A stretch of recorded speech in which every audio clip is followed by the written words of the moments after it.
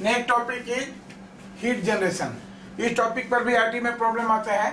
तो heat generation देखिए ज़्यादा अच्छा ये सब प्रॉब्लम से क्लियर होगा। नाउ मैं आपको एक ब्रीफ ये कर दे रहा हूँ कि heat generated is equal to how much amount of heat will be generated when switch is close या कोई डिफरेंट कंडीशन दिया रहेगा।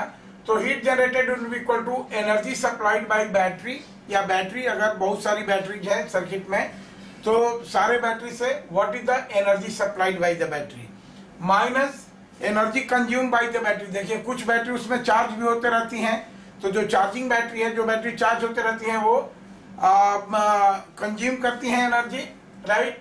माइनस कुछ कैपेसिटर होंगे सर्किट में, रेसिस्टेंसेज होंगे सर्किट में, तो plus U I minus U F.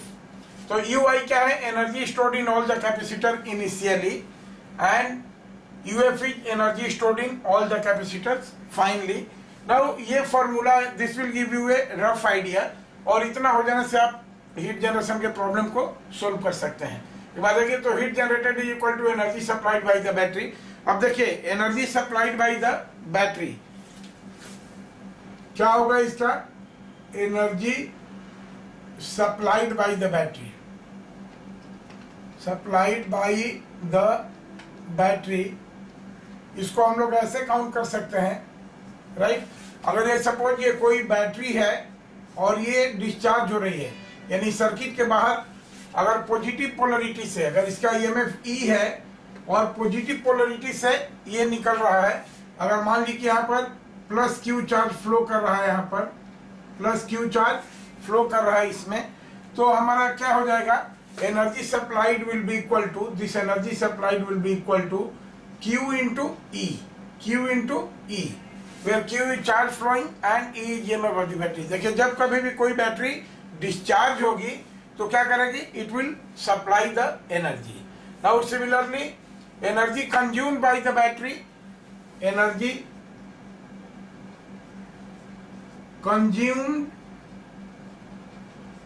Bye the battery, energy consume by the battery का मतलब हुआ कि देखिए अगर ये सपोज ये बैटरी है जिसका ईएमएफ अगेन ई है, और ये इस तरह से ये चार्ज होती है, और इस प्रोसेस में इसमें again plus Q charge flow कर रहा है, ऐसे ऐसे जा रहा है, तो energy consumed will be equal to, this will be equal to how much? Q into V, Q into E, क्योंकि यहाँ पर इसका ईएमएफ है ई, तो Q into E will be equal to energy consumed by the battery. बाकी energy stored in all the capacitor initially, शुरू में जो कंडीशन दिया रहेगा आप देख लें कि what is total energy stored in capacitor, और finally what is the total energy stored in capacitor, और उसके बाद फिर हम हीट जनरेशन का ये फॉर्मूला करके हम लोग प्रॉब्लम को बहुत आसानी से सॉल्व कर सकते हैं। Okay, thank you.